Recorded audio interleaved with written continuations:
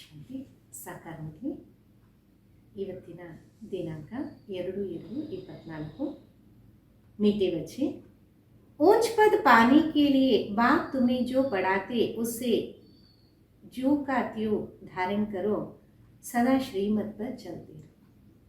ಮೊದಲಾದ ಮಕ್ಕಳೇ, ಉನ್ನತವಾದ ಪದವಿಯನ್ನು ಪಡೆಯೋಕ್ಕೋಸ್ಕರ ಬಾಬಾ ತಮಗೇನು ಓದಿಸ್ತಾರೆ ಅದು ಯಾವ ರೀತಿ ಇದೆಯೋ ಅದೇ ರೀತಿ ಧಾರಣೆ ಮಾಡಿ, ಸದಾ ಶ್ರೀಮತದಂತೆ ನಡೆಯಿರಿ। ಪ್ರಶ್ನೆ, कभी भी अफसोस ना हो उसके लिए किस बात पर अच्छी तरह विचार करो। ಎಂದೂ ಸಹ ಫೀಲ್ ಆಗಬಾರ್ದು, ಅದಕ್ಕೋಸ್ಕರ ಯಾವ ಮಾತಿನ ಮೇಲೆ ತುಂಬ ಚೆನ್ನಾಗಿ ವಿಚಾರ ಮಾಡಿ। उत्तर आगे, अरे एक आत्मा जो पाठ बजा रही है वो ड्रामा में एक्यूरेट नोंदा हो। ಪ್ರತಿಯೊಂದು ಆತ್ಮ ಏನು ಡ್ರಾಮಾದಲ್ಲಿ ಪಾತ್ರವನ್ನು ಅಭಿನಯ ಮಾಡ್ತಿದೆ ಅದು ಆಕ್ಟ್ ಫಿಕ್ಸ್ ಆಗಿದೆ। ये अनादि और अविनाशी ड्रामा, ಇದು ಅನಾದಿ ಮತ್ತೆ ಅವಿನಾಶಿ ಡ್ರಾಮಾ ಇದೆ। इस बात पर विचार करो तो कभी भी अफसोस नहीं हो सकता। ಈ ಮಾತಿನ ಮೇಲೆ ವಿಚಾರ ಮಾಡಿದಾಗ ಎಂದೂ ಸಹ ಫೀಲ್ ಆಗೋದಿಲ್ಲ। अफसोस उन्हें होता जो ड्रामा के आदि मध्य अंत को रिलीज नहीं करते। ಫೀಲ್ ಅವ್ರಿಗಾಗತ್ತೆ ಯಾರು ಡ್ರಾಮಾನ ಆದಿ ಮಧ್ಯ ಅಂತ್ಯವನ್ನ ರಿಲೀಸ್ ಮಾಡೋದಿಲ್ಲ। तुम बच्चों को इस ड्रामा को ज्यों का त्यों साक्षी होकर देखना, इसमें रोने रूठने की कोई बात नहीं। ತಾವು ಮಕ್ಕಳು ಈ ಡ್ರಾಮಾವನ್ನು ಯಾವ ರೀತಿ ಇದೆಯೋ ಹೆಂಗಿದೆಯೋ ಅದೇ ರೀತಿ ಸಾಕ್ಷಿಯಾಗಿ ನೋಡಿ, ಇದರಲ್ಲಿ ಅಳುವ ಅಥವಾ ಮುನಿಸಿಕೊಳ್ಳುವ ಮಾತೇ ಇಲ್ಲ। ಶಾಂತಿ, रूहानी बाप बैठ रूहानी बच्चों को समझाते हैं कि आत्मा कितनी छोटी है। ಆತ್ಮಿಕ ತಂದೆ ಕುತ್ಕೊಂಡು ಆತ್ಮೀಯ ಮಕ್ಕಳಿಗೆ ತಿಳಿಸ್ತಿದ್ದಾರೆ ಆತ್ಮ ಎಷ್ಟು ಸಣ್ಣದಾಗಿದೆ ಅಲ್ಲ। बहुत छोटी है, छोटी सी आत्मा से शरीर कितना बड़ा देखने में आता। ಎಷ್ಟು ಸಣ್ಣದಾಗಿದೆ, ಅಷ್ಟು ಸಣ್ಣದಾದ ಆತ್ಮದಲ್ಲಿ ಶರೀರ ಎಷ್ಟು ದೊಡ್ಡದಾಗಿ ಇದೆ ಅಲ್ವಾ।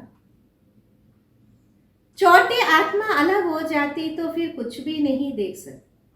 ಸಣ್ಣದಾದ ಆತ್ಮ ಬೇರೆ ಆದಾಗ ಏನು ನೋಡೋದಕ್ಕೆ ಆಗೋದಿಲ್ಲ।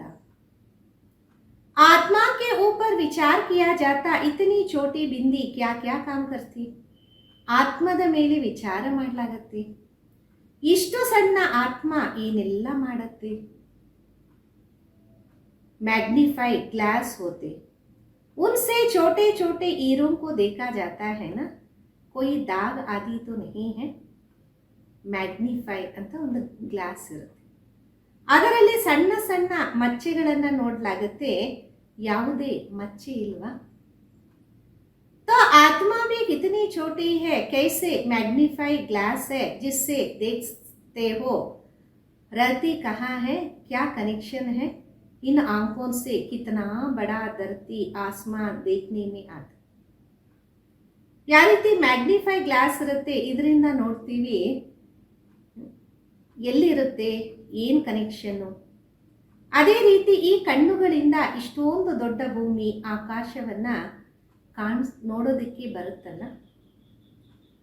ಬಿಂದಿ ಮಿಸಾಲ್ ಜಾನ್ನೆ ಸೆ ಕುಚ್ ನಹಿ ರಹತಾ, ಬಿಂದು ಸಮಾನ ಇದ್ದಾಗ ಏನೂ ಇರಲ್ಲ। जैसे बिंदी बाप वैसे बिंदी आत्मा, इतनी छोटी आत्मा प्यूर और इंप्यूर बन। ಯಾವ ರೀತಿ ಬಾಬಾ ಬಿಂದು ಆಗಿದ್ದಾರೆ ಅದೇ ರೀತಿ ಆತ್ಮನು ಬಿಂದು ಆಗಿದೆ, ಇಷ್ಟು ಸಣ್ಣ ಆತ್ಮ ಪವಿತ್ರ ಶುದ್ಧ ಆಗತ್ತೆ।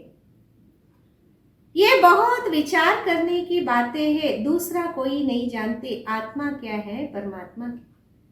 ಇದು ಬಹಳ ವಿಚಾರ ಮಾಡುವ ಮಾತು, ಬೇರೆ ಯಾರಿಗೂ ಗೊತ್ತಿಲ್ಲ ಆತ್ಮ ಅಂದರೆ ಏನು, ಪರಮಾತ್ಮ ಅಂದರೆ ಏನು।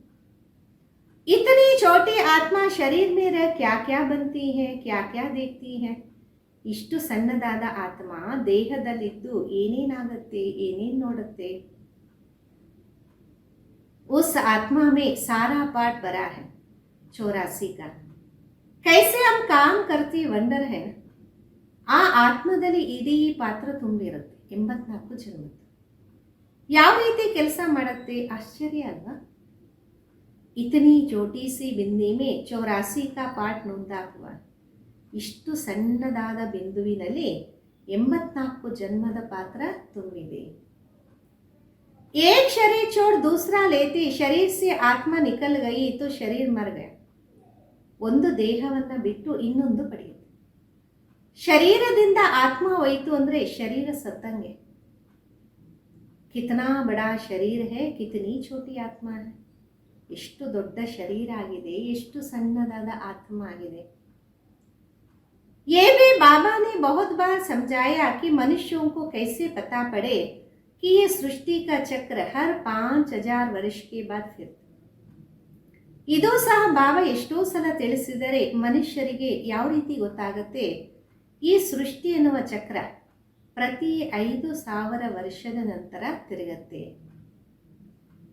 फलाना मरा ये कोई नया बात नहीं, उनकी आत्मा ने ये शरीर छोड़ दूसरा लिया. ಇಂಥವರು ಸತ್ರು ಇದೇನು ಹೊಸ ಮಾತಲ್ಲ. ಅವರ ಆತ್ಮ ದೇಹವನ್ನು ಬಿಟ್ಟು ಇನ್ನೊಂದು ಪಡೆಯುತ್ತೆ. 5000 वर्ष पहले भी इस नाम रूप को इसी समय छोड़ा था. 5000 ವರ್ಷದ ಹಿಂದೇನೂ ನಾಮ ರೂಪವನ್ನ ಇದೇ ಸಮಯದಲ್ಲಿ ಬಿಟ್ಟಿದ್ರಲ್ಲ. ಆತ್ಮ जानते हम एक शरीर छोड़ दूसरे में प्रवेश करते. ಆತ್ಮಕ್ಕೆ ಗೊತ್ತಿದೆ ನಾವು ಒಂದು ದೇಹವನ್ನು ಬಿಟ್ಟು ಇನ್ನೊಂದರಲ್ಲಿ ಪ್ರವೇಶ ಮಾಡ್ತೀವಿ. अभी तुम शिव जयंती मनाते हो, दिखाते हो. 5000 वर्ष पहले में ಶಿವ ಜಯಂತಿ ಮನಾಯಿತು. ಈಗ ತಾವು ಶಿವ ಜಯಂತಿಯನ್ನು ಆಚರಣೆ ಮಾಡ್ತೀವಿ, ತೋರಿಸ್ತೀರಾ. ಪ್ರತಿ 5000 ವರ್ಷದ ಹಿಂದೇನು ಶಿವ ಜಯಂತಿಯನ್ನು ಆಚರಣೆ ಮಾಡಿದ್ವಿ. हर 5000 वर्ष बाद शिव जयंती जो हीरे तुल्य है मनाते ही आते हैं. ये सही बात है. ಪ್ರತಿ 5000 ವರ್ಷದ ನಂತರ ಶಿವ ಜಯಂತಿ ಏನು ವಜ್ರ ಸಮಾನ ಆಗಿತ್ತು ಅದನ್ನು ಆಚರಣೆ ಮಾಡ್ತಾ ಬರ್ತೀವಿ. ಇದು ಸರಿಯಾದ ಮಾತಾಗಿದೆ. विचार सागर मंथन करना होता और जो औरों को समझा सके ये त्योहार होते. तुम कहेंगे नया बात नहीं है. ವಿಚಾರ ಸಾಗರ ಮಂಥನ ಮಾಡಬೇಕಾಗತ್ತೆ ಇತರರಿಗೆ ತಿಳಿಸಕ್ಕೋಸ್ಕರ. ಈ ಹಬ್ಬಗಳೆಲ್ಲ ಏನಿದೆ ಇದೇನು ಹೊಸ ವಿಷಯ ಅಲ್ಲ. हिस्ट्री जाग्रफी होती है जो फिर 5000 वर्ष के बाद जो भी पार्टदारी है वो अपना शरीर लेता. ಚರಿತ್ರೆ ಭೂಗೋಳ ಏನು ಪುನರಾವರ್ತನೆ ಆಗುತ್ತೆ ಅದು ಪ್ರತಿ 5000 ವರ್ಷದ ನಂತರ ಯಾರೆಲ್ಲ ಪಾತ್ರಧಾರಿಗಳಾಗಿದ್ದಾರೆ ಅವರು ತಮ್ಮ ಶರೀರವನ್ನು ಪಡಿತಾರೆ. एक नाम रूप देश काल जोड़ दूसरा लेते. इस पर विचार सागर मंथन कर ऐसा लिखे जो मनुष्य वंडर करे. ನಾಮ ರೂಪ ದೇಶ ಕಾಲ ಎಲ್ಲವನ್ನ ಬಿಟ್ಟು ಬೇರೆದನ್ನು ಪಡಿತೀವಿ. ಇದರ ಮೇಲೆ ವಿಚಾರ ಸಾಗರ ಮಂಥನ ಮಾಡಿ ಆ ರೀತಿ ಬರೀರಿ, ಮನುಷ್ಯರಿಗೆ ಆಶ್ಚರ್ಯ ಆಗುತ್ತೆ. बच्चों से हम पूछते हैं ना आगे कब मिले थे. इतनी छोटी आत्मा से ही पूछना होता. ಮಕ್ಕಳಿಗೆ ಕೇಳಲಾಗತ್ತೆ ಯಾವಾಗ ಮಿಲನ ಮಾಡಿದ್ರಿ, ಇಷ್ಟು ಸಣ್ಣದಾದ ಆತ್ಮದಿಂದಲೇ ಕೇಳಲಾಗತ್ತಲ್ಲ. तुम इस नाम रूप के आगे कब मिले थे आत्मा ने सुना. ತಾವು ಈ ನಾಮ ರೂಪದಿಂದ ಯಾವಾಗ ಸಿಕ್ಕಿದ್ರಿ ಆತ್ಮನೇ ಕೇಳತ್ತಲ್ಲ. तो बहुत कहते हैं हाँ बाबा आपसे कल्प पहले मिसाल मिले थे, सारा ड्रामा का पार्ट बुद्धि में है. ತುಂಬ ಜನ ತಿಳಿಸ್ತಾರೆ ಹಾ ಬಾಬಾ ಕಲ್ಪದ ಹಿಂದೆ ಮಿಲನ ಮಾಡಿದೆ, ಇಡೀ ಡ್ರಾಮಾ ಪಾರ್ಟು ಬುದ್ಧಿಯಲ್ಲಿದೆ ಅಲ್ಲ. वह होते हद के ड्रामा के एक्टर्स ये है बेहद का ड्रामा. ಅವರು ಹದ್ದಿನ ಡ್ರಾಮಾ ಪಾತ್ರಧಾರಿಗಳಾದರೆ ಇದು ಅನಂತವಾದ ಡ್ರಾಮಾ ಆಗಿದೆ. ये ड्रामा बड़ा एक्यूरेट है, इसमें जरा भी फर्क नहीं पड़ सकता. ಈ ಡ್ರಾಮಾ एक्यूरेट ಆಗಿದೆ, ಇದರಲ್ಲಿ ಸ್ವಲ್ಪನೂ ವ್ಯತ್ಯಾಸ ಆಗಕ್ಕೆ ಸಾಧ್ಯನೇ ಇಲ್ಲ. वह बाइस्कोप होते हद के मशीन पर चलते, 2-4 रोल भी हो सकते जो फिरते. ಸಿನಿಮಾ ಏನಿದೆ ಅದು ಹದ್ದಿಂದು ಮೆಷೀನಿಂದ ನಡೀತಾ ಇರುತ್ತೆ, 2-4 ರೋಲ್ ಆದರೂ ಅದು ತಿರುಗುತ್ತಾನೆ ಇರುತ್ತಲ್ಲ.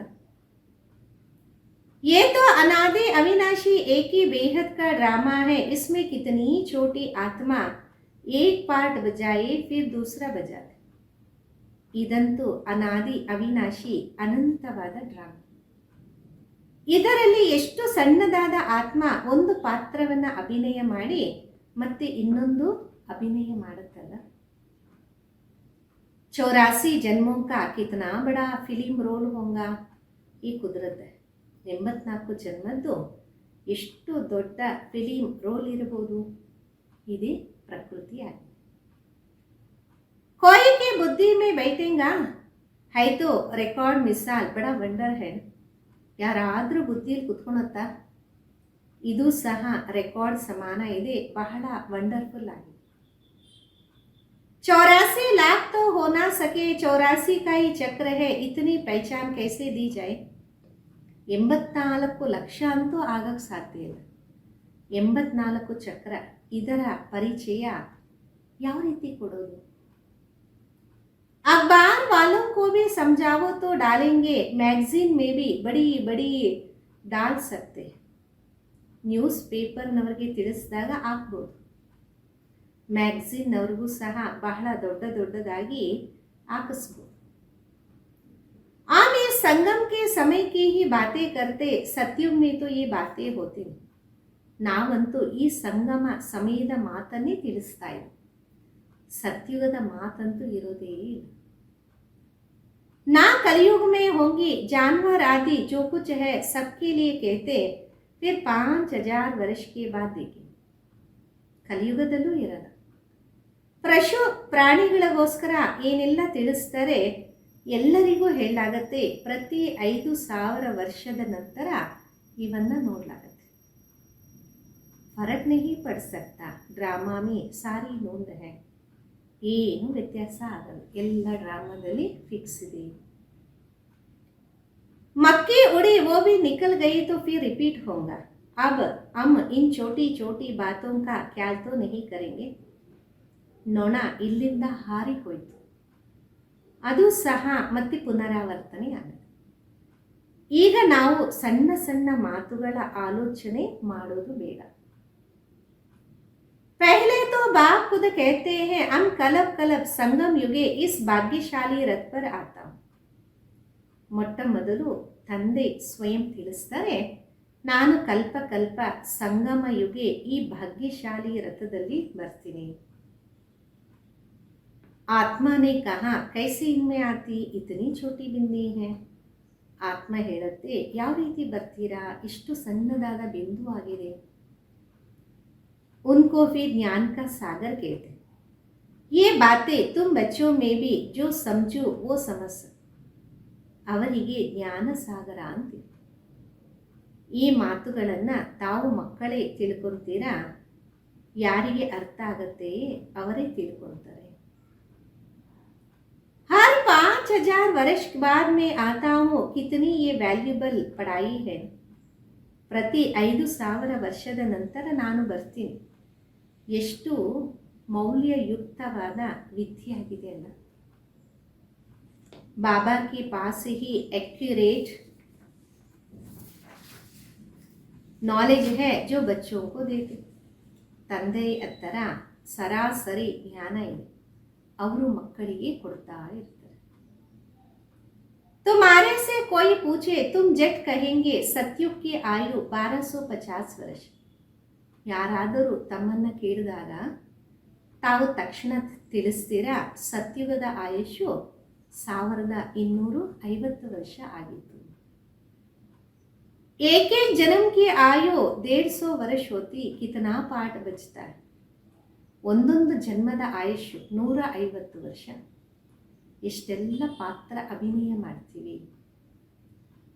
ಬುದ್ಧಿ में सारा चक्र फिरता है, हम 84 जन्म लेते. ಬುದ್ಧಿಯಲ್ಲಿ ಇಡೀ ಚಕ್ರ ತಿರುಗುತ್ತಾ ಇರುತ್ತೆ. ನಾವೇ 84 ಜನ್ಮವನ್ನು ಪಡಿತೀವಿ. सारी सृष्टि कैसे चक्र में फिरती है. ये ಅನಾದಿ ಅವಿನಾಶಿ ಬನಾ ಬನಾಯ ಡ್ರಾಮಾ है. ಇಡೀ ಸೃಷ್ಟಿ ಯಾವ ರೀತಿ ಚಕ್ರದಲ್ಲಿ ತಿರುಗುತ್ತಾ ಇರುತ್ತೆ. ಇದು ಅನಾದಿ ಅವಿನಾಶಿ ಮಾಡಿರುವ ಡ್ರಾಮಾ ಆಗಿದೆ. इसमें नई एडिशन हो नहीं सकती. गायन भी है चिंता ता कीजिए जो अनहोनी. ಇದರಲ್ಲಿ ಹೊಸದೇನು ಎಡಿಷನ್ ಆಗೋದೇ ಇಲ್ಲ. ಅದಕ್ಕೆ ಗಾಯನ ಇದೆ, ಚಿಂತೆ ಯಾಕೆ ಮಾಡ್ತೀರಾ, ಏನಾಗಲ್ವೋ ಅದರ ಬಗ್ಗೆ. जो कुछ होता ड्रामा में नूंद है ಸಾಕ್ಷಿ ಹೋಕರ್ देखना पड़ता. ಏನೆಲ್ಲ ಆಗತ್ತೆ ಅದು ಡ್ರಾಮಾದಲ್ಲಿ ಫಿಕ್ಸ್ ಆಗ ಸಾಕ್ಷಿಯಾಗಿ ನೋಡಬೇಕಾಗತ್ತೆ. उस नाटक में कोई ऐसा पार्ट होता तो जो कमजोर दिल वाले होते वो रोने लग पड़ते हैं. ಆಯಿತು ನಾಟಕನ. ಆ ಡ್ರಾಮಾದಲ್ಲೂ ಸಹ ಏನೆಲ್ಲ ಪಾತ್ರ ಆಗುತ್ತೆ ತಿಳ್ಕೊಳ್ಳಿ. ಯಾರಾದರೂ ಬಲಹೀನ ಹೃದಯದವರಾಗಿದ್ದಾರೆ, ಅವರು ಅಳೋದಕ್ಕೆ ಶುರು ಮಾಡ್ತಾರೆ. ಡ್ರಾಮಾನೇ ಅಲ್ಲ, ये रियल है, इसमें हर आत्मा अपना पार्ट बजाती. ಡ್ರಾಮಾ ಕಭಿ ಬಂದ್ ನಹೀ ಹೋತ. ಇದಂತೂ ರಿಯಲ್ ಆಗಿದೆ. ಇದರಲ್ಲಿ ಪ್ರತಿಯೊಂದು ಆತ್ಮ ತನ್ನ ಪಾತ್ರವನ್ನು ಅಭಿನಯ ಮಾಡುತ್ತೆ. ಡ್ರಾಮಾ ಎಂದು ಸಮಾಪ್ತಿ ಆಗಲ್ಲ. इसमें रुलाने की कोई बात नहीं है, कोई भी नया बात थोड़ी ही. ಇದರಲ್ಲಿ ಅಳುವಂತಹ ಮುನಿಸಿಕೊಳ್ಳುವಂತಹ ಮಾತೇ ಇಲ್ಲ. ಇದು ಹೊಸದೇನಲ್ವಲ್ಲ.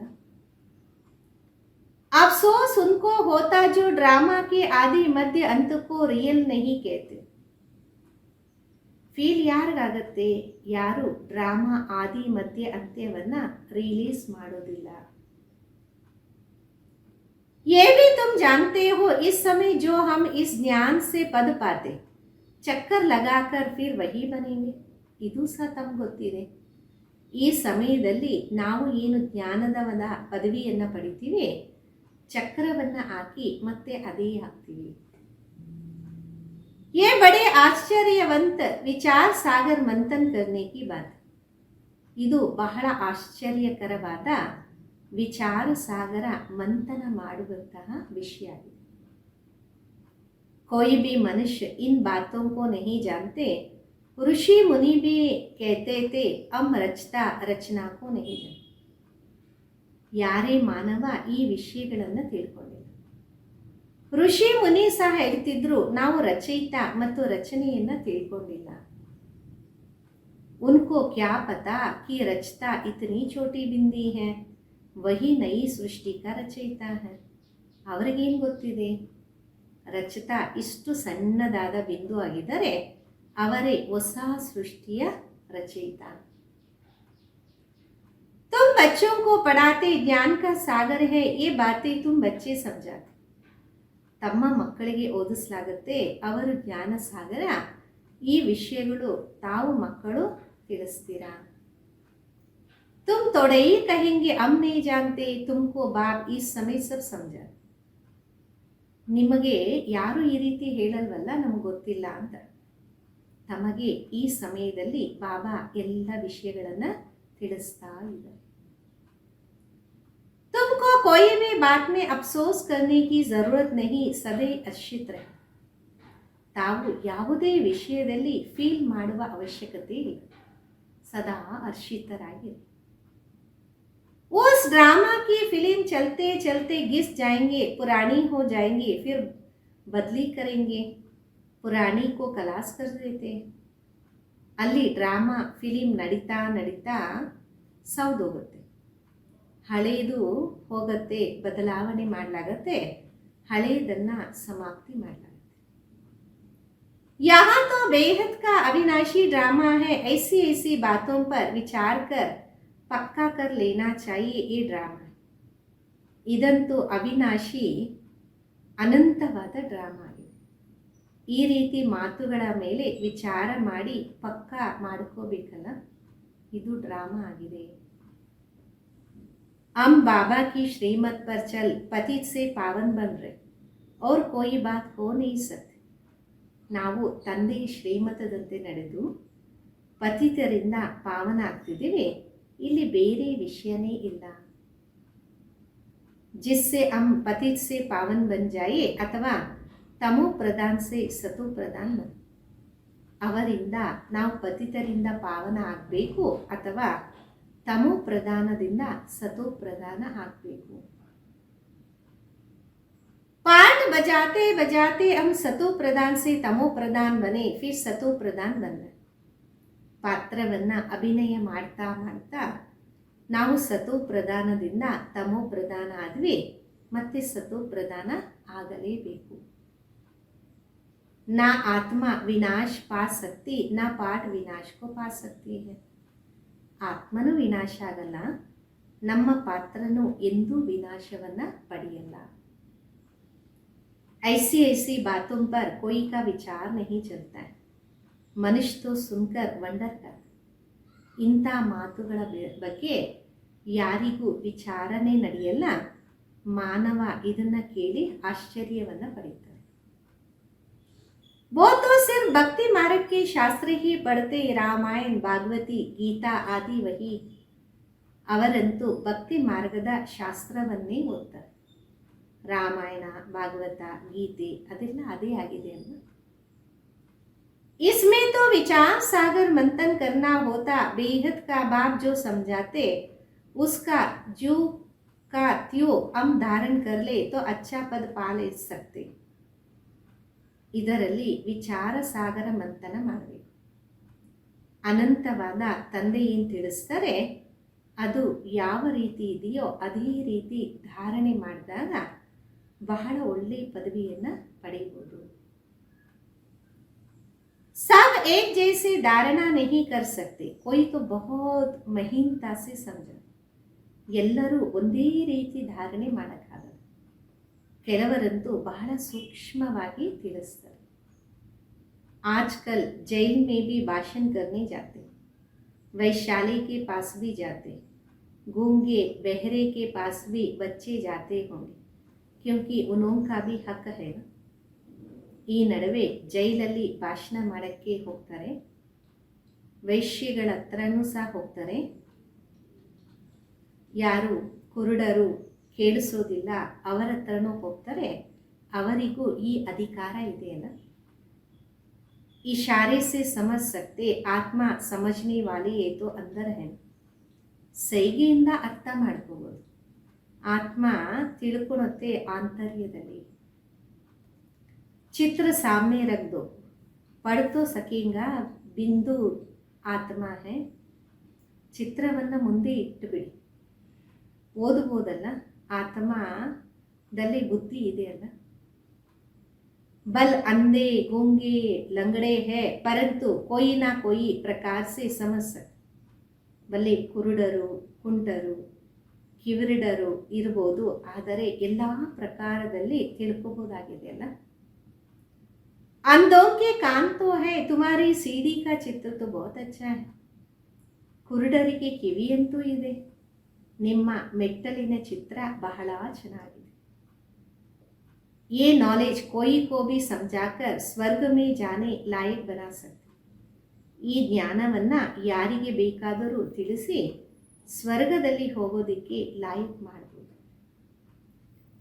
ಆತ್ಮ ಬಾಬಾ से वर्षा ले सकती, स्वर्ग में जा सकती है.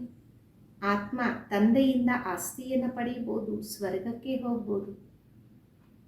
करके ऑर्गन्स डिफेक्ट है, वहाँ तो लूले लंगड़े होते नहीं. ಕರ್ಮೇಂದ್ರಿಯಗಳು ಡಿಫೆಕ್ಟ್ ಆಗಿರ್ಬೋದು, ಸತ್ಯುಗದಲ್ಲಂತೂ ಕುರುಡರು ಮತ್ತೆ ಕಿವಿ ಕೇಳಿಸದೇ ಇರೋರು ಇರೋದೇ ಇಲ್ಲ. वहाँ आत्मा और शरीर दोनों कंचन मिल जाते. प्रकृति भी कंचन है, नई चीज जरूर सतो प्रधान हो. ಅಲ್ಲಿ ಆತ್ಮ ಶರೀರ ಎರಡು ಕಂಚನವಾಗಿ ಸಿಗತ್ತೆ. ಪ್ರಕೃತಿನೂ ಕಂಚನ ಸಮಾನ ಇರುತ್ತೆ. ಹೊಸ ವಸ್ತು ಸತೋ ಪ್ರಧಾನ ಆಗಿರುತ್ತಲ್ಲ. ये भी ड्रामा बना है, एक सेकंड ना मिले दूसरे से कुछ ना कुछ फर्क पड़ता है. ಇದು ಡ್ರಾಮಾ ತಯಾರಾಗಿದೆ, ಒಂದು ಸೆಕೆಂಡು ಇನ್ನೊಂದರ ಜೊತೆ ಸಿಗೋದಿಲ್ಲ, ಏನೋ ಒಂದು ವ್ಯತ್ಯಾಸ ಆಗತ್ತೆ. ऐसे ड्रामा को ज्यों का त्यों साक्षी होकर देखना. ये नॉलेज तुमको अब मिलती है, फिर कभी नहीं मिलती. ಇಂಥ ಡ್ರಾಮಾವನ್ನು ಯಾವ ರೀತಿ ಇದೆಯೋ ಆ ರೀತಿಯೇ ತಿಳ್ಕೊಳ್ಳಿ, ಸಾಕ್ಷಿಯಾಗಿ ನೋಡಿ. ಇಂಥ ಜ್ಞಾನ ಮತ್ತೆ ಎಂದೂ ಸಹ ಸಿಗೋದೇ ಇಲ್ಲ. नॉलेज थोड़े ही थी, ये अनादि अविनाशी बना बनाया ड्रामा कहा जाए. ಮೊದಲು ಈ ಜ್ಞಾನ ಎಲ್ಲಿತ್ತು? ಇದು ಅನಾದಿ ಅವಿನಾಶಿ ಮಾಡಿರುವ ಡ್ರಾಮಾ ಅಂತ ತಿಳಿಸ್ತಾರೆ. इसको अच्छी ರೀತಿ ಸಮझ धारण कर फिर किसी को समझाना. ಇದನ್ನು ಚೆನ್ನಾಗಿ ಅರ್ಥ ಮಾಡಿಕೊಂಡು ಧಾರಣೆ ಮಾಡಿ ಇತರರಿಗೂ ತಿಳಿಸಲಾಗುತ್ತೆ. तुम ब्राह्मण ही इस ज्ञान को जानते हो, ये तो ताकत की दवा तुमको मिलती. ತಾವು ಬ್ರಾಹ್ಮಣರೇ ಈ ಜ್ಞಾನವನ್ನು ಅರಿತಿದ್ದೀರಿ, ಅಂದರೆ ತಾಕತ್ತಿನ ಔಷಧಿ ನಿಮಗೆ ಈಗ ಸಿಗ್ತಾ ಇದೆ. अच्छे से अच्छी चीज की महिमा हो जाती. नई दुनिया कैसे स्थापन होती, फिर से ये राज्य कैसे होगा, तुम्हारे में भी नंबरवार जाती. ಒಳ್ಳೊಳ್ಳೆ ವಸ್ತುಗಳ ಮಹಿಮೆ ಆಗತ್ತಲ್ಲ, ಹೊಸ ಪ್ರಪಂಚ ಯಾವ ರೀತಿ ಸ್ಥಾಪನೆ ಆಗುತ್ತೆ, ಮತ್ತೆ ಈ ರಾಜ್ಯ ಹೆಂಗಾಗುತ್ತೆ, ನಿಮ್ಮಲ್ಲೂ ಸಹ ನಂಬರ್ವಾರ್ ತಿಳ್ಕೊಂಡಿದ್ದಾರೆ. जो जानते हैं वो दूसरों को समझा भी सकते, ಬಹುತ್ ಖುಷಿ ಇರುತ್ತೆ. ಯಾರು ತಿಳ್ಕೊಂಡಿರ್ತಾರೆ ಅವರು ಇತರರಿಗೂ ತಿಳಿಸ್ಬೋದು, ಬಹಳ ಖುಷಿ ಇರುತ್ತಲ್ಲ. किनों को तो पाई की भी खुशी नहीं है, सबका अपना अपना पाठ. ಕೆಲವರಿಗಂತೂ ನಯಾ ಪೈಸೆ ಅಷ್ಟು ಖುಷಿ ಇರೋದು, ಪ್ರತಿಯೊಬ್ಬರಿಗೂ ತನ್ನದೇ ಆದ ಪಾತ್ರ ಇದೆ. जिसको बुद्धि में बैठा होगा विचार सागर मंथन करते होंगे तो दूसरों को भी समझाएंगे. ಯಾರ ಬುದ್ಧಿಯಲ್ಲಿ ಕೂತಿರುತ್ತೆ, ವಿಚಾರ ಸಾಗರ ಮಂಥನ ಮಾಡ್ತಿರ್ತಾರೆ, ಅವರು ಇತರರಿಗೂ ತಿಳಿಸ್ತಾರೆ. तुम्हारी ये है पढ़ाई जिससे तुम ये बनते, तुम कोई को भी समझाओ कि तुम आत्मा. ನಿಮ್ಮದು ಇದು ವಿದ್ಯೆ ಆಗಿದೆ, ನೀವು ತಿಳಿಸ್ಬೋದು, ನೀವು ಯಾರಿಗೆ ಬೇಕಾದರೂ ತಿಳಿಸ್ಬೋದು, ನೀವು ಆತ್ಮ ಆಗಿದ್ದೀರಾ. ಆತ್ಮಾಯಿ ಬಾಬಾಕ್ಕೂ ಯಾದ್ ಕರ್ತಿ, ಆತ್ಮಾಯಿ ಸಹ ಬ್ರದರ್ಸ್. ಆತ್ಮನೇ ತಂದೆಯನ್ನು ನೆನಪು ಮಾಡುತ್ತೆ. ಆತ್ಮಗಳೆಲ್ಲರೂ ಸಹ ಸಹೋದರರಾಗಿದ್ದಾರೆ. ಕಹಾವತ ಹೈ ಗಾಡ್ ಇಸ್ ಒನ್ ಬಾಕಿ ಸಹ ಮನುಷ್ಯೋ ಮೇ ಆತ್ಮ. ತಿಳಿಸಲಾಗತ್ತೆ, ಭಗವಂತ ಒಬ್ಬರೇ, ಬಾಕಿ ಎಲ್ಲ ಮನುಷ್ಯರು ಆತ್ಮಗಳಾಗಿದ್ದೀವಿ. सब आत्माओं का पारलौकिक बात एक है, जो पक्के निश्चय बुद्धि होंगे उनको कोई फिरा नहीं सकते. ಎಲ್ಲ ಆತ್ಮಗಳ ಪಾರಲೌಕಿಕ ತಂದೆ ಒಬ್ಬರೇ. ಯಾರಿಗೆ ಪಕ್ಕಾ ನಿಶ್ಚಯ ಇದೆ ಅವರನ್ನು ಯಾರು ತಿರುಗಿಸೋದಕ್ಕೆ ಸಾಧ್ಯನೇ ಇಲ್ಲ. कच्चे को जल्दी फिरा देंगे, सर्वव्यापी के ज्ञान पर कितना डिबेट करते. ಯಾರು ಕಚ್ಚಾ ಇರ್ತಾರೆ ಅವರನ್ನು ತಿರುಗಿಸ್ಬೋದು, ಸರ್ವವ್ಯಾಪಿ ಎನ್ನುವ ಜ್ಞಾನದ ಮೇಲೆ ಎಷ್ಟೊಂದು ವಾದ ವಿವಾದ ನಡೆಯುತ್ತಲ್ಲ. वो भी अपने ज्ञान पर पक्के हैं, हो सकता हमारे इस ज्ञान का ना हो. ಅವರು ಸಹ ತಮ್ಮ ಜ್ಞಾನದಲ್ಲಿ ಪಕ್ಕಾ ಇದ್ದಾರೆ, ಈ ರೀತಿಯೂ ಇರಬಹುದು, ಅವರು ಈ ಜ್ಞಾನದವರು ಅಲ್ಲವೇ ಅಲ್ಲ. उनको देवता धर्म का कैसे कह सकते हैं, ಅವರಿಗೆ ದೇವತಾ ಧರ್ಮದವರು ಅಂತ ಯಾವ ರೀತಿ ಹೇಳಕ್ಕಾಗತ್ತೆ. ಆದಿ ಸನಾತನ ದೇವಿ ದೇವತಾ ಧರ್ಮ ತೋ ಪ್ರಾಯಲೋಪ. ಆದಿ ಸನಾತನ ದೇವಿ ದೇವತಾ ಧರ್ಮ ಅಂತೂ ಪ್ರಾಯಲೋಪ ಆಗಿದೆ ಅಲ್ಲ. तुम बच्चों को मालूम है हमारा ही आदि सनातन धर्म पवित्र प्रवृत्ति मारक था, अब तो अपवित्र हो गया. ತಮ್ಮ ಮಕ್ಕಳಿಗೆ ಗೊತ್ತಿದೆ, ನಮ್ಮ ಆದಿ ಸನಾತನ ಧರ್ಮ ಪವಿತ್ರ ಪ್ರವೃತ್ತಿ ಮಾರ್ಗ ಆಗಿತ್ತು, ಈಗಂತೂ ಅಪವಿತ್ರ ಆಗಬೇಕು. जो पहले पूज्य थे वही पुजारी बन पड़े. बहुत पॉइंट्स कंठ होंगी तो समझा सकते रहेंगे. ಯಾರು ಮೊದಲು ಪೂಜ್ಯರಾಗಿದ್ರು ಅವರೇ ಪೂಜಾರಿಗಳಾಗಿದ್ರು. ಬಹಳಷ್ಟು ಪಾಯಿಂಟ್ಸನ್ನು ಕಂಠನ ಅಂದರೆ ಬಾಯ್ಪಾಠ ಮಾಡಿದಾಗ ಇತರರಿಗೂ ತಿಳಿಸ್ಬೋದಾಗಿದೆ. बाबा तुमको समझाते, तुम फिर औरों को समझाओ कि ये सृष्टि चक्र कैसे फिरता. ಬಾಬಾ ತಮಗೆ ತಿಳಿಸಿದರೆ ಅಂದ ಮೇಲೆ ತಾವು ಇತರರಿಗೆ ತಿಳಿಸಿ ಈ ಸೃಷ್ಟಿ ಚಕ್ರ ಯಾವ ರೀತಿ ತಿರುಗ್ತಾ ಇದೆ. सिवाय तुम्हारे और कोई नहीं जानते तुम्हारे में भी ನಂಬರ್ವಾರ್. ತಾವು ಬಿಟ್ಟು ಬೇರೆ ಯಾರಿಗೂ ಗೊತ್ತಿಲ್ಲ, ತಮ್ಮಲ್ಲೂ ಸಹ ನಂಬರ್ವಾರ್ ಇದ್ದಾರೆ. बाबा को भी घड़ी घड़ी पॉइंट्स रिपीट करनी पड़ती क्योंकि नए नए आते हैं ना. ತಂದೆಗೂ ಸಹ ಗಡಿ ಗಡಿ ಪಾಯಿಂಟ್ಸನ್ನು ಪುನರಾವರ್ತನೆ ಮಾಡಿಸ್ಬೇಕಾಗುತ್ತೆ. ಯಾಕೆಂದರೆ ಹೊಸಬರು ಬರ್ತಾ ಇರ್ತಾರಲ್ಲ. शुरू में कैसे स्थापना हुई तुम्हारे से पूछेंगे फिर तुमको भी रिपीट करना पड़ता. तुम बहुत ಬ್ಯುಸಿ रहेंगे. ಆರಂಭದಿಂದ ಯಾವ ರೀತಿ ಇದೆಲ್ಲ ಆಯಿತು ನಿಮ್ಮ ಹತ್ರನೂ ಸಹ ಕೇಳಕ್ಕೆ ಬರ್ತಾರೆ. ಆಗ ತಾವು ಸಹ ಪುನರಾವರ್ತನೆ ಮಾಡಬೇಕಾಗತ್ತೆ. ತಾವು ಬಹಳ ಬ್ಯುಸಿಯಾಗಿ ಇರ್ತೀರ. चित्रों पर भी तुम समझा सकते हो परंतु ज्ञान की धारणा सबको एक रस्तु नहीं होती है. ಚಿತ್ರಗಳ ಬಗ್ಗೆನೂ ತಾ ತಿಳಿಸ್ಬೋದು, ಆದರೆ ಜ್ಞಾನದ ಧಾರಣೆ ಎಲ್ಲರಿಗೂ ಒಂದೇ ರೀತಿ ಆಗಲ್ಲ. इसमें ज्ञान चाहिए, याद चाहिए, धारणा बड़ी अच्छी चाहिए. ಇದರಲ್ಲಿ ಜ್ಞಾನನೂ ಬೇಕು, ನೆನಪು ಬೇಕು, ಧಾರಣೆನೂ ಬಹಳ ಚೆನ್ನಾಗಿ ಬೇಕಾಗಿದೆ. सतो प्रधान बनने के लिए बाबा को याद जरूर करना. कई बच्चे तो अपने धंधे में फंसे रहते.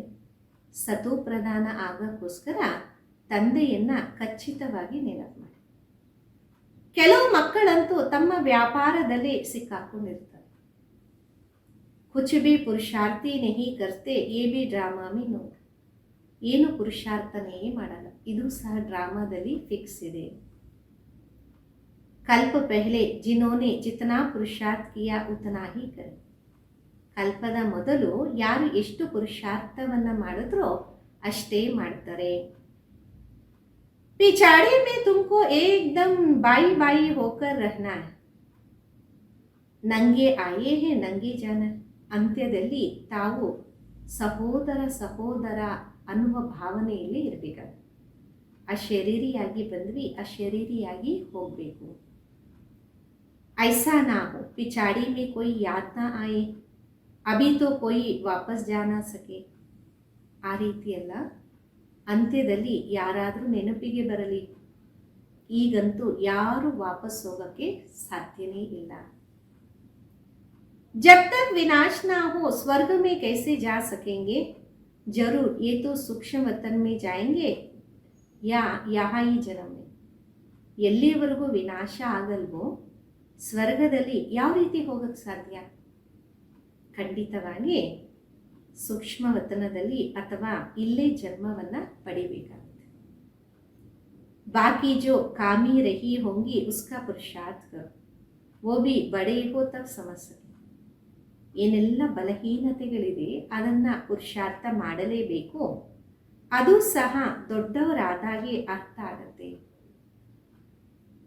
ये भी ड्रामा में सारा नूंद है तुम्हारी एक रस अवस्था तो पिछाड़ी में ही रहे. ಇದು ಸಹ ಡ್ರಾಮಾದಲ್ಲಿ ಫಿಕ್ಸ್ ಆಗಿದೆ. ಏಕರಸ ಸ್ಥಿತಿ ಅಂತಿಮದಲ್ಲಿ ಆಗತ್ತೆ. ऐसे नहीं लिखने से सब याद हो सकता है. ಆ ರೀತಿನೂ ಅಲ್ಲ, ಬರೆದ್ರೆ ಎಲ್ಲ ನೆನಪಿದ್ಬಿಡುತ್ತೆ. फिर ಲೈಬ್ರರಿ ಆದಿ ಮೇ ಇತನಾ ಕಿತಾಬಿ ಕ್ಯೂ ಹೋತಿ. ಮತ್ತೆ ಲೈಬ್ರರಿಯಲ್ಲಿ ಇಷ್ಟೆಲ್ಲ ಪುಸ್ತಕ ಏನಕ್ಕಿರುತ್ತೆ. डॉक्टर वकील लोग बहुत किताबें रखते, स्टडी करते रहते. वह मनुष्य मनुष्य के वकील बने. ಡಾಕ್ಟರ್, ಲಾಯರ್ ಬಹಳಷ್ಟು ಪುಸ್ತಕಗಳನ್ನು ಇಡ್ತಾರೆ, ಸ್ಟಡಿ ಮಾಡ್ತಾ ಇರ್ತಾರೆ. ಅಲ್ಲಿ ಮನುಷ್ಯ ಮನುಷ್ಯನಿಗೆ ಲಾಯರ್ ಆಗ್ತಾನೆ. तुम आत्मा हो आत्माओं के वकील बनते हो. ಆತ್ಮಾಯೇ ಆತ್ಮಾ ಕೋ ಪಡಾತೆ. ತಾವು ಆತ್ಮಗಳು ಆತ್ಮಗಳಿಗೆ ಲಾಯರ್ ಆಗ್ತಾರೆ, ಆತ್ಮಗಳು ಆತ್ಮಗಳಿಗೆ ಓದಿಸ್ತೀರ. वो है जिस्मानी पढ़ाई, ये है रूहानी पढ़ाई. ಅದಾಗಿದೆ ದೈಹಿಕ ವಿದ್ಯೆ, ಇದಾಗಿದೆ ಆತ್ಮಿಕ ವಿದ್ಯೆ. इस रूहानी पढ़ाई से फिर 21 जन्म कभी ಭೂಲ್ ಚುಕ್ ನಹಿ ಹೋಗಿ.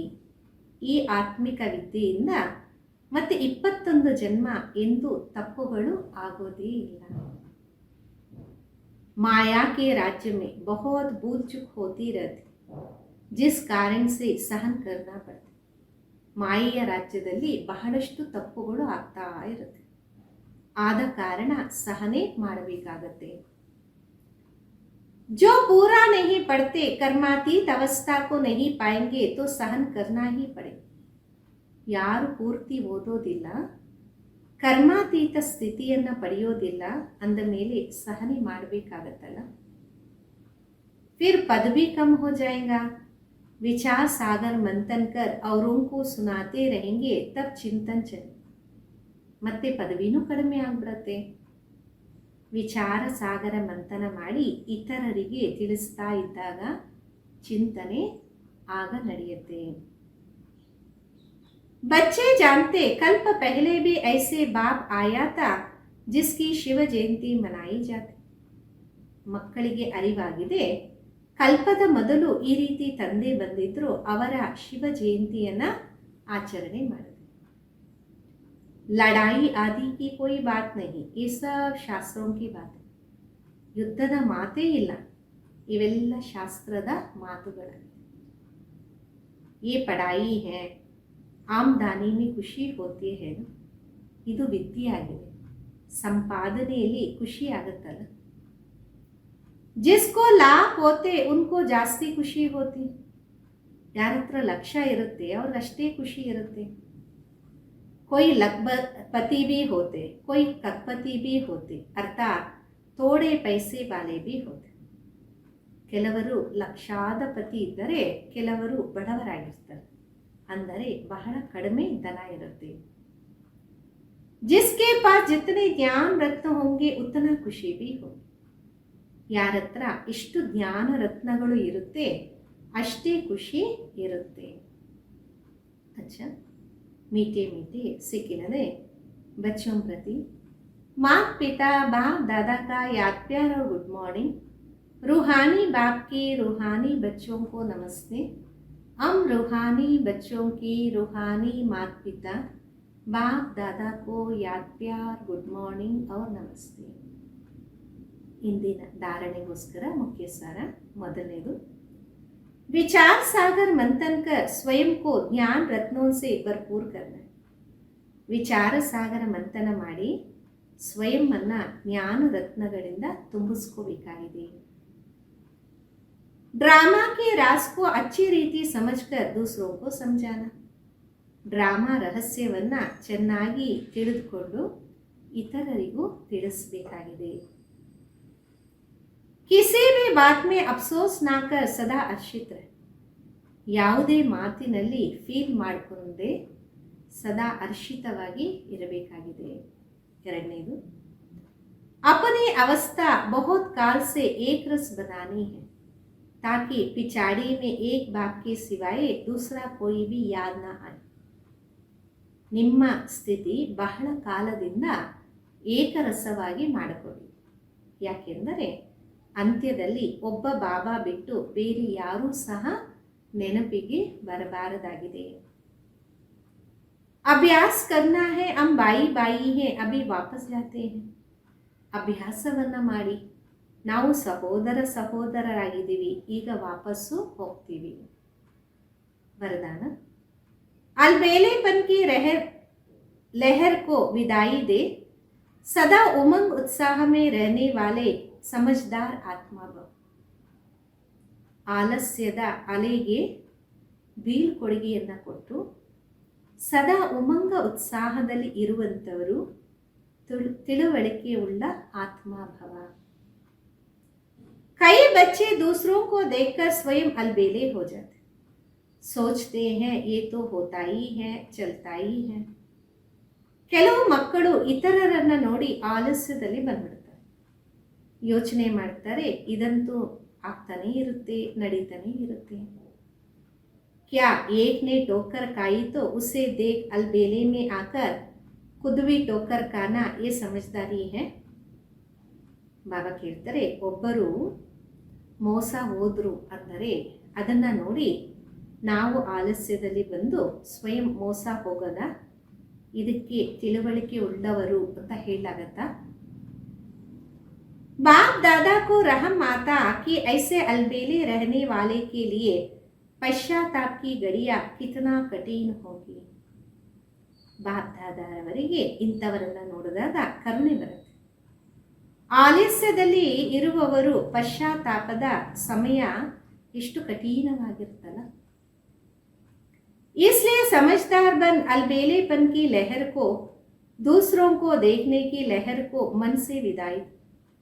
ಅದಕ್ಕೋಸ್ಕರ ತಿಳುವಳಿಕೆ ಉಳ್ಳವರಾಗಿ ಆಲಸ್ಯದ ಅಲೆಯನ್ನ, ಇತರರನ್ನ ನೋಡುವ ಅಲೆಯನ್ನ ಮನಸ್ಸಿಂದ ಬೀಳ್ಕೊಡುಗೆ ಕೊಡಿ.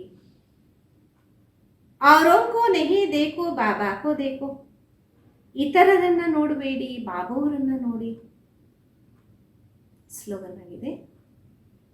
ವಾರಿಸ್ ಕ್ವಾಲಿಟಿ ತಯಾರ್ ಕರೋ ತಬ್ ಪ್ರತ್ಯಕ್ಷತಾ ಕಾ ನಗಾಡ ಬಜೇಗಾ. ವಾರಿಸ್ ಕ್ವಾಲಿಟಿಯನ್ನ ತಯಾರು ಮಾಡಿ, ಆಗ ಪ್ರತ್ಯಕ್ಷತೆಯ ವಾದ್ಯಗಳು ತೋಗುತ್ತೆ.